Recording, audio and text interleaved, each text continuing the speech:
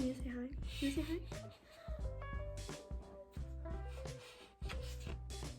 You're so sleepy. Hi, my name is Catherine, and I am making a channel to talk a little bit about my scoliosis and show the process of VBT surgery. This is Bear. He does not want to be here right now, but I'm forcing him to be in the video. He's very happy about it. So I kind of wanted to talk a little bit about my scoliosis as well as the surgery and kind of make a video as a resource for people that are looking into the surgery as an option for them or are just kind of curious about the different procedures. So that's the plan. So in this video, I'm going to talk a little bit about my scoliosis and my history.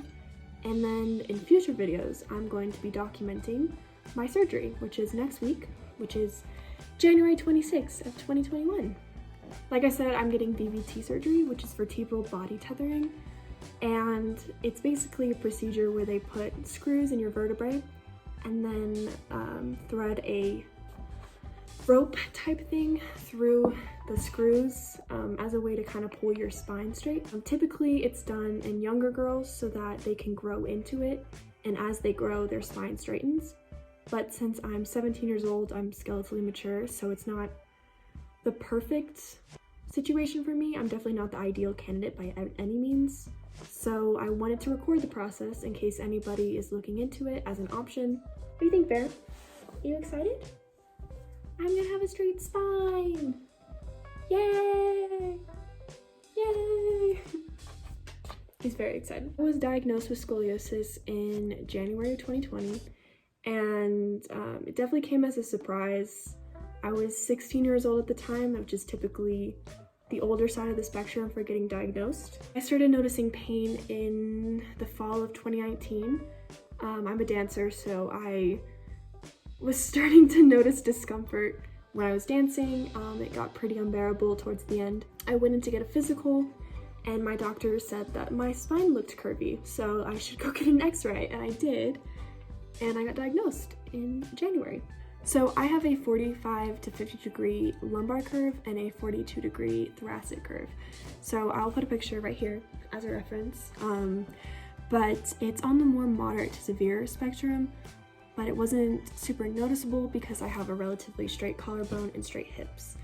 So it's just kind of squiggly in the middle. So after I was diagnosed, we started to look at options as far as surgeries and physical therapy goes. I went and visited some surgeons in Hawaii, and I did telehealth calls in the summer to start discussing possibilities of what would be best for me. I was recommended for fusion, but because fusion is pretty restricting, I decided that wasn't the way I wanted to go yet. So VBT allows a little bit more flexibility to my back, and it's also not as permanent as fusion is. So I've done some physical therapy in the spring of 2020 and the fall of 2020, and I didn't notice any change in my curvature. It was mostly just strengthening my body so that the curve didn't get worse, and also to help with the pain. So I met recently with Dr. Riley's PA, which is my surgeon, and she was kind of walking me through the procedure as well as the recovery process. So when I was talking to her, she told me that he's planning on tethering T5 to T11 on the right side, I think, and then T12 to L4 on the left side. I could have that completely mixed up, but basically the opposite side of my curve. So, yeah, whatever that means. I can definitely talk about more of the specifics of the surgery during or after, so if there's any questions, just let me know. So since I'm having the surgery done during a pandemic, I'm actually quarantining before the surgery because I have to have a test to make sure that I am not positive. As far as after the surgery goes, I have been told that I'm not allowed to do schoolwork for 2 weeks after, which might be fun for a lot of people, but as a high school student, that's not very exciting for me. A little bit more worried about the schoolwork load than the surgery itself. But so after the 2 weeks, I can potentially go back to school. I know that recovery period for VBT is about 6 weeks long after the surgery, which is a lot faster than fusion, by the way. So I could potentially be back to my regular activities pretty soon after my surgery, which is great. That's definitely another reason why we thought VBT might be best for me. So I've actually been taking a break off of ballet for about a year now due to some injuries in my back as well as my ankle. I'm excited to get back into it after my surgery and see how that goes.